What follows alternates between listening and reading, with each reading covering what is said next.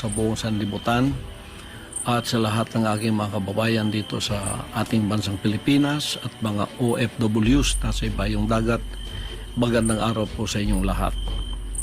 Ako po ay merong mensaheng ipaabot ngayon sa mga nangyayari sa ating bansa at nangyayari po sa akin, sa KOJC at sa lahat ng mga pangyayaring itong hindi natin inaasahan na ito'y mangyayari ngayon sa ating bansa. Hindi ko po inaasahan na aabot sa ganito ang mga pangyayaring ito, na aabot ako sa ganitong klaseng panahon na ang mismong umuusig sa akin ay ang aking sariling bansang Pilipinas. Mga kaibigan at mga kababayan, ito pong aking kinakaharap ngayon. Paliwanag ko po sa inyo, ako po ay hindi nagtatago sa kasong ito dahil ako po ay may kasalanan. Hindi po. Ako ay umiiwas dahil pinoprotektahan ko po ang aking sarili. Bakit ko pinoprotektahan ang aking sarili? Sapagkat ang lahat po ng nangyayaring ito sa kasong ito, na napakasimple lamang po ng kasong ito. Simple case lang po ito na 4 taon nang nakabinbin dyan sa DOJ. Pagkatapos ngayon ay binuhay na naman nila. Pagkatapos ito ang ginagawa ngayon na sangkalan upang ako ay kanilang habulin. Mga kaibigan at mga kababayan, umiiwas po ako sa pangyayaring ito dahil hindi po katulad ang kasong ito ng kanila ni Congressman Tebes at ni General Bantag. Hindi po. Si General Bantag at si Tebes ang kumakalaban po sa kanila ngayon na tumahabol ay ang gobyerno lamang ng Pilipinas. Ang sa akin po ay complicated, sapagkat meron po akong ginawang kaso sa Amerika.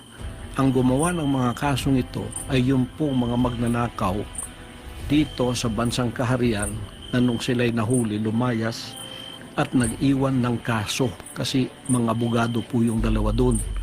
Pagkatapos iniwan nilang kasong ito na ginamit nila itong alias Amanda para ako po ay magkaroon ng kaso dito, at dinamay pa yung 5 kong kasamahan na puro inosente. Pagkatapos po pumunta sila ng bansang Amerika, ay gumawa na naman po ng kaso doon. Pagkatapos pinaniwalaan naman sila ng bansang puti, sapagkat meron din siguro silang interes sa akin at sa paglago ng bansang kaharian sa Amerika. Kaya nagkasundot, nagkasabwat sila. Kaya nagkaroon po kami ng kaso sa Amerika. Hindi po namin gawa yun. Gawa po nila yun. Pagkatapos nito, hinarap po namin ang kasong yun sa Amerika. 43 counts. Kumuha kami ng 22 abogado doon.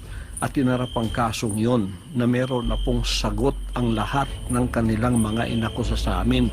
Naghihintay na lang kami ng panahon kung kailan yun ang trial mangyayari. Tagtatatlong taon na nilang pinopostpone. At least ngayon po November 5 matutuloy na.